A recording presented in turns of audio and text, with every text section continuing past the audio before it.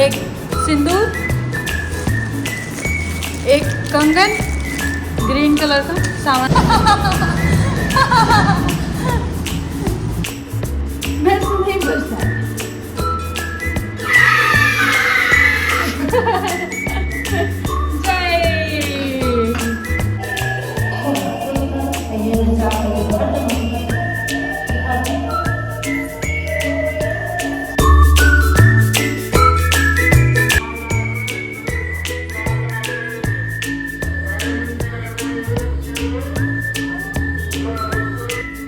बेटा नाश्ता लो। Hello and नमस्कार एंड राधे राधे आप सभी को। क्योंकि आज का व्लॉग बहुत सुबह सुबह से शुरू हुआ है, मतलब 8 बजे सुबह से। तो आज था सोमवार का दिन, तो हमने सबको खिला पिला के फटाक से हम दोनों तैयार होके, मम्मी, बाबू और मैं, हम तीनों लोग निकल पड़े थे मंदिर की तरफ। और ये है हमारे घर का सबसे पास वाला मंदिर, जहाँ एक्चुअली मैं 4-5 महीने बाद आई हूँ, मतलब मम्मी के साथ। वो भी सिर्फ इसलिए क्योंकि मैंने मन्नत मांग रखी थी कि बाबू की तबीयत खराब थी और वो ठीक हो जाए तो मैं यहाँ जल चढ़ाने जरूर आऊँ। और यहाँ के ग्रीनरी और फूल्स देख लीजिए आप, कितने अच्छे दिख रहे हैं ना, बहुत मजेदार के लगे हुए हैं यहाँ पे। और इतनी शांति मिलती है इस मंदिर में जाने के बाद कि बस आने का घर पे मन ही नहीं करता। और इस बार तो बाबू का भी कुछ यही हाल था, वो भी वापस आना ही नहीं चाह रहा था। मिल बांट के हम माँ बेटे ने बहुत अच्छे से पूजा की है और बाबू ने मेरे साथ साथ सारी पूजा कराई है। उसकी आरती और उसकी जो पूजा की विधि है ना, वो आप देखना कितने शांति से बैठ के करता है, मतलब हर चीज डिटेल वाइज देखता है, उसके बाद वही चीज दोहराता है। अच्छा, जब भी अपने बच्चे को कुछ करता हुआ देखती हूँ ना, तो बीटीसी में पढ़ी हुई सारी की सारी, यानी डीएलएड में जो भी मैंने पढ़ाई की है ना, जो भी किताबें पढ़ी हैं, जो कुछ ज्ञान अर्जित किया है, सब कुछ एकदम सार्थक लगने लगता है कि हाँ भाई, जो पढ़ाया गया था, जो समझाया गया था, बिल्कुल बच्चे वैसे ही होते हैं।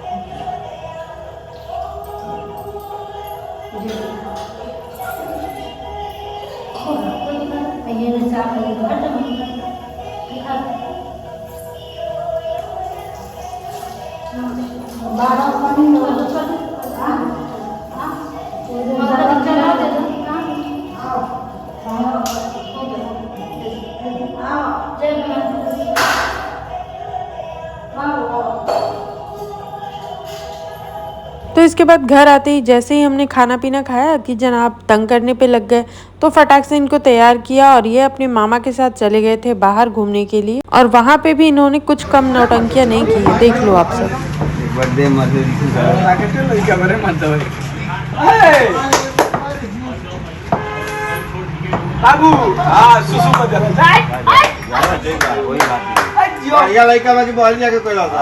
इम्प्रेसिव तो मेरा बच्चा शुरू से था, पर अब बहुत ज़्यादा एग्रेसिव होने लगा और यही टाइम है उसे सही चीज़ें सिखाने का। और मुझे लग रहा है कि जब बच्चे चिड़चिड़े हो जाते हैं या किसी चीज़ के लिए रोने लगते हैं, तो बस उन्हें छोड़ देना चाहिए, ध्यान ही नहीं देना चाहिए उन पे, तभी वो सही लाइन पे आएंगे। नहीं तो वो वैसे बच्चे बन जाएंगे जो मॉल में नहीं सो जाते हैं जमीन पे कि नहीं नहीं मुझे वो वाला खिलौना चाहिए।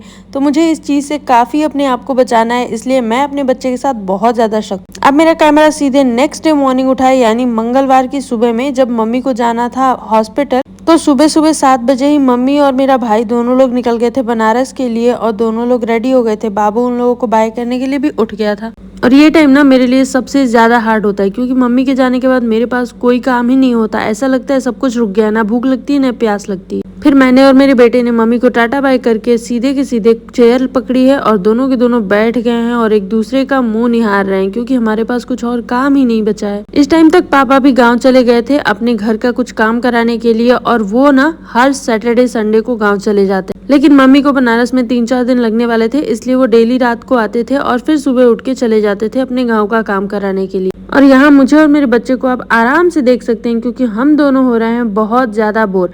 लेकिन इस बोरियत को खत्म किया है मेरे प्यारे छोटे से नन्हे से बालक ने। इतना बड़ा घाटा आज इन्होंने कराया है, करीब करीब 60 से 65 हजार का हमें बहुत बड़ा चूना लगा दिया इन्होंने। इतना बड़ा घपला हो गया।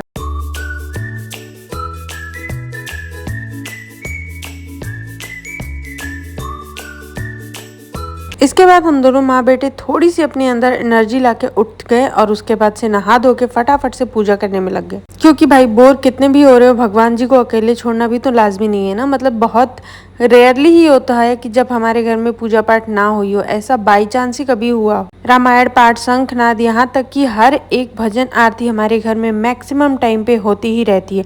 इनफैक्ट इन सब चीजों के लिए हमने अपने घर में डीजे भी लगा रखा है। और कुछ भी नहीं हो तो फ़ोन की जो घंटी होती है वो तक हमारी भक्ति वाली है, और इनफैक्ट डोर बेल तक हमारी एक आरती ही है। जय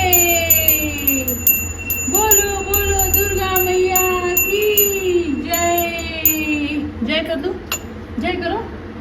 बोलो बोलो हनुमान जी। मेरे से नहीं बचता है, मेरे से नहीं बचता है।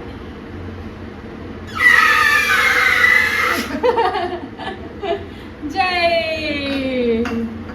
मुझे बजाने नहीं आता है, जय कर दो। तो चलिए आप सब भी कान्हा जी के दर्शन कर लीजिए, और प्लीज़ इनसे विनती करिएगा कि मेरी मम्मी को बहुत जल्दी से जल्दी ठीक कर दे और वो बिल्कुल पहले जैसी स्वस्थ और मस्त हो जाए, और फिर अपनी जो भी मनोकामना हो वो सब आप लोग मांग सकते हैं। आप सब बिल्कुल फ्री हैं, लेकिन प्लीज़ मेरी मम्मी के लिए भी दुआ कीजिए। अब पूजा पाठ करके मैंने बाबू को और अपने आप को कुछ कुछ खिलाया है, और उसके बाद मैंने सीधे के सीधे बाबू को फटाक से सुला दिया है, क्योंकि मेरा आने वाला था 2-3 टे पार्सल। तो न्यू होम है और यहाँ पे कुछ कुछ चीज़ों की तो ज़रूरत है ही नए नए घर में, तो मैंने फटाफट से 2-3 चीज़ें मंगा ली हैं, और आप सबको दिखाऊंगी मैं बहुत सस्ती सस्ती चीज़ें अंडर बजट में और बहुत ही अच्छी। पता नहीं क्यों मेरे साथ बहुत ज़्यादा जो ऑनलाइन घपले होते हैं ना, कि फ्रॉड हो गया, पैसे फंस गए, या फिर अच्छा सामान नहीं आया, ऐसा कुछ भी जल्दी होता नहीं है। बाई चांस ही ऐसा कभी हुआ होगा, और ऐसा कभी होता है कि 1-2 चीज़ें खराब आ गई हैं या मेरी यूज़ की नहीं आई हैं, या फिर देखने में बहुत सस्ती दिख रही हो, पैसे बहुत ज़्यादा लग गए हों। तो ऐसा भी कभी नहीं हुआ मेरे साथ। यार ये तो अपने अपने लक की बात है, लेकिन भगवान ना करे कि ऐसा हो। तो ये मैंने मंगा लिया है एक डस्टबिन, जो कि है कार डस्टबिन, लेकिन ये इतना अच्छा है, इतना अच्छा है कि मैं इसे वॉशरूम के लिए मंगा चुकी हूँ। मतलब वॉशरूम में शैम्पू के पाउचेज हो गए, आपके बाल जो निकल रहे हैं वो हो गए,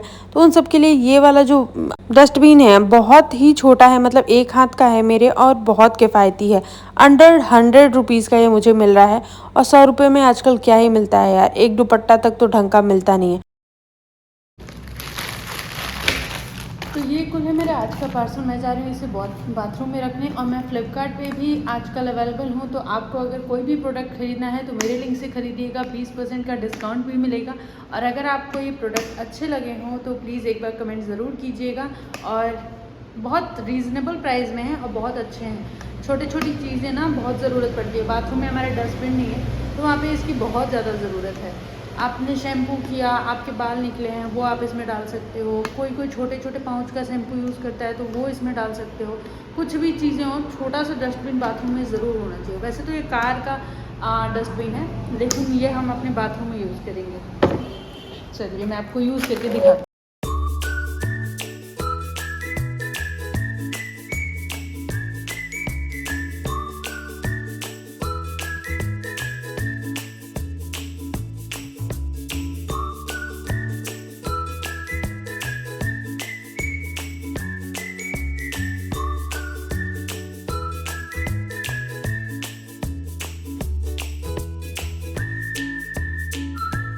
तो ये एक बहुत अच्छा और बहुत सस्ता सा प्रोडक्ट है। अगर आप सबको भी इसका लिंक चाहिए तो एक बार कमेंट सेक्शन में लिंक कमेंट कीजिएगा, मैं आपको दे दूंगी, और आपको मिलेगा 20% का डिस्काउंट। बहुत अच्छी चीज़ है ये, एक बार बिलीव करके देखिए मेरे ऊपर। आज सुबह उठने के साथ ही मैंने स्नान कर लिया है, क्योंकि हमारे घर की ना लाइट ख़राब हो गई है। पूरे घर में कहीं भी लाइट ही नहीं आ रही है। इन्वर्टर चेंज होने गया है, बैटरी चेंज होने गई है, और अभी सुबह के 6:30 हो रहे हैं। भगवान जी का भोग पूजा सब कर दिया है, बस अब चाय बना रही हूँ अपने और पापा के लिए। मम्मी गई हुई हैं बनारस, उनको अपनी दवा के लिए बनारस जाना था, और बाबू भी उठ गया है। मैं आपको दिखाती हूँ इसलिए, ये देखिए।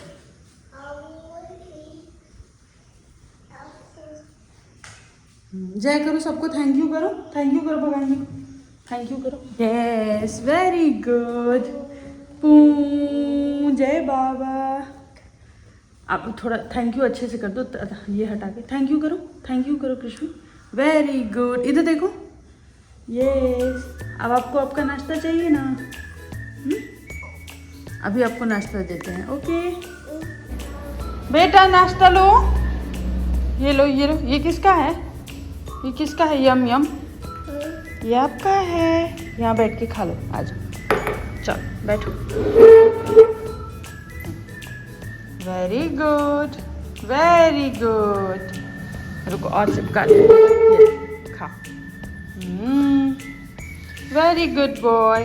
तो इस टाइम तक मेरी काम वाली भी आ गई थी और उन्होंने आके सारे बर्तन वर्तन साफ कर दिए और झाड़ू पोछा कर दिया। तब तक पापा भी वापस आ गए और घर की लाइट्स बनवाने में लग गए। मतलब लाइट्स में तो कोई प्रॉब्लम नहीं थी, प्रॉब्लम थी इन्वर्टर में। लेकिन गाइस जो 65-60 हज़ार का घाटा हुआ है ना, वो इन्वर्टर की वजह से हुआ और उसमें कोई भी प्रॉब्लम नहीं थी, प्रॉब्लम थी मेरे बच्चे में। उसने पूरे घर की मेन स्विच ही ऑफ कर दी थी जिससे पूरे घर में लाइट आए और इन्वर्टर चार्ज हो। और हमें ये बात पता ही नहीं चली। जब हमने इन्वर्टर खरीद लिया और उसे लगा भी दिया, तब मिस्त्री भैया ने हमें बताया कि भाई लाइट का मेन स्विच ही ऑफ कर दिया गया है, जिसकी वजह से पूरे घर में लाइट ही नहीं आ रही है। इसी बीच इन जनाब ने मुझे इतना ज़्यादा तंग किया बाहर जाने के लिए कि मुझे मजबूरी में इनको बाहर लेके जाना पड़ा। और सच बताऊं ना गाइज, मेरा बच्चा एक इकलौता ऐसा बच्चा है जिसे किसी से भी प्यार नहीं है। इनफैक्ट मैं भी उसे 24 घंटे के लिए छोड़ के दूर चली गई थी, लेकिन वो मुझे भी पीछे से याद नहीं कर रहा था। वो इतना ज़्यादा अभी से इमोशनली स्ट्रांग है कि किसी को भी मिस नहीं करता, किसी को भी देख के रोता नहीं है और किसी से उसका बहुत ज़्यादा लगाव होता भी नहीं है। और ये सारी हरकतें उसके अंदर आई हैं सिर्फ और सिर्फ अपने पापा की वजह से, क्योंकि मैं बहुत ज़्यादा इमोशनली वीक हूँ।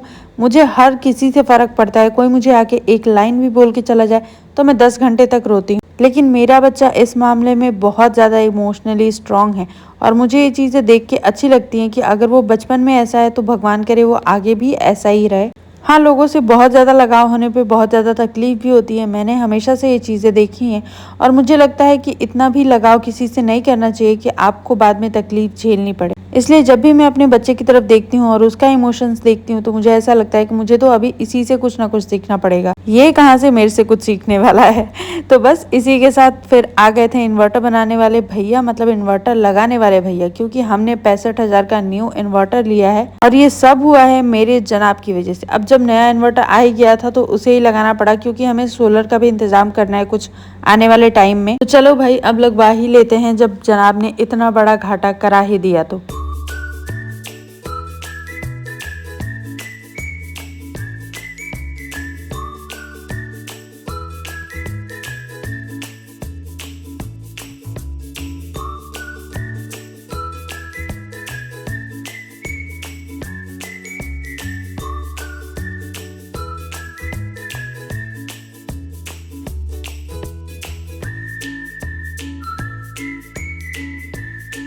तो इसी के साथ जैसे ही काम समाप्त हुआ, पापा का टाइम हो गया था स्कूल जाने के लिए और मैंने भी सब कुछ बना के रेडी कर लिया था। तो फटाफट से मैंने पापा के लिए थाली लगाई है और उसके बाद खुद के लिए, क्योंकि मुझे भी निकलना था बाबू को लेके बगल वाली दुकान पे, क्योंकि कुछ बेसिक नीड की चीज़ें लानी थी। और सच बताऊँ ना गाइस, कुछ भी नहीं लेके आई हूँ। आगे ब्लॉग में आप लोग देखेंगे ही।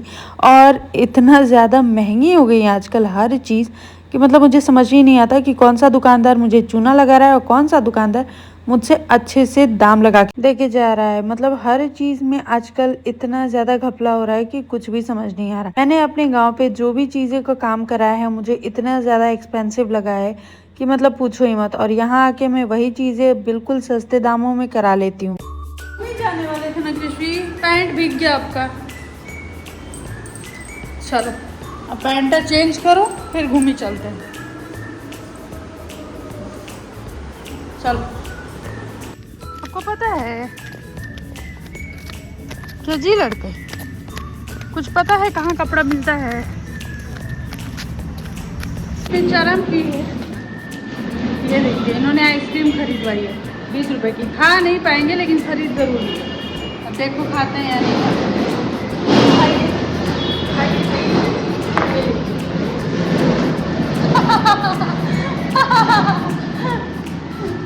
घर पे रोड वाला घर, मतलब रोड पे घर है तो उसका एक नुकसान भी है।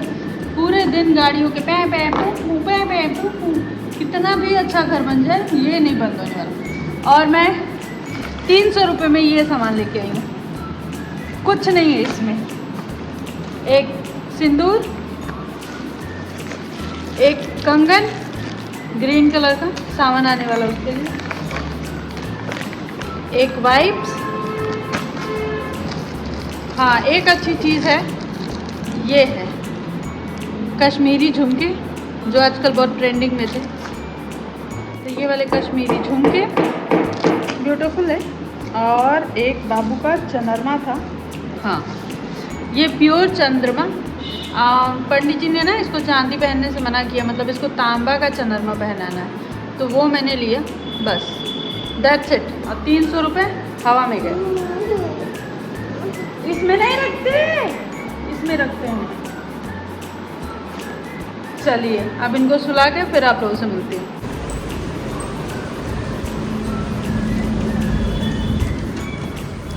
अंदर बाबू को सुलाई रही थी तब तक कॉल आया है बाहर से डिलीवरी वाले का पार्सल है। मैंने बोला दुकान पे दे दो भैया, मैं आ रही।